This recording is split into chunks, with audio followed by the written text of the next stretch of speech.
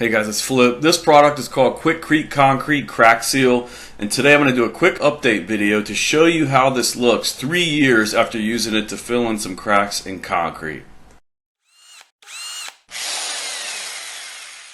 So 3 years ago I made a video on how to apply this product, and then a year after that I did a full extensive review and showed you how it looked. It's now been 3 years and people still ask me how does it look now, so I figured I'd make a quick video and show you, and I'm going to go over something I probably would have done differently. So let's get right to it. Here you go. It's been 3 years since filling in these cracks on this broken slab. And I'm not going to do a whole lot of talking on this video. I already did an extensive review of this after 1 year, which I'll put a link to in the corner right now.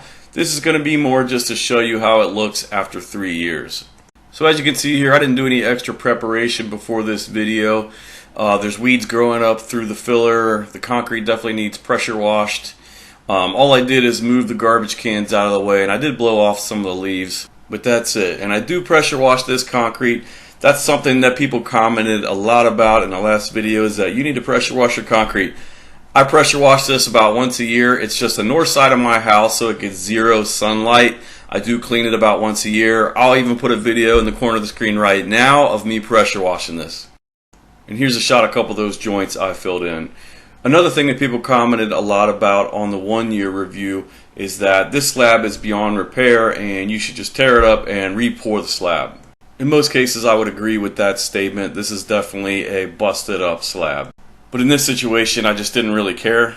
This is how this area normally looks. It just has my garbage can sitting on it. It's not really visible from the street, and nobody's really back here but me or my family.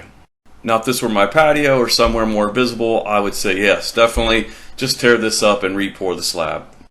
But in this case I was just trying to slow down how much water seeped down through these cracks and caused even more movement. Now here's something I would do differently. At the 1 year review I showed you how this sealant was cracking, so I went back over and added a second layer in some spots, like right here. The problem with that is I didn't have enough depth to fill that whole width of the crack again over that first application a year before. So really I had the choice of leaving the cracks in the sealant or running this extra bead across the top, and to be honest with you, in some places like this I think it looks even worse.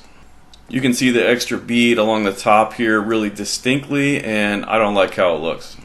So if I could go back, one thing I might do differently is just to fill these cracks about halfway or maybe 3/4 of the way, and then wait a year and let the movement take place and let it crack as it wants. And then a year later I would come back and fill it up the rest of the way to where you get it level with the concrete and fill in those cracks.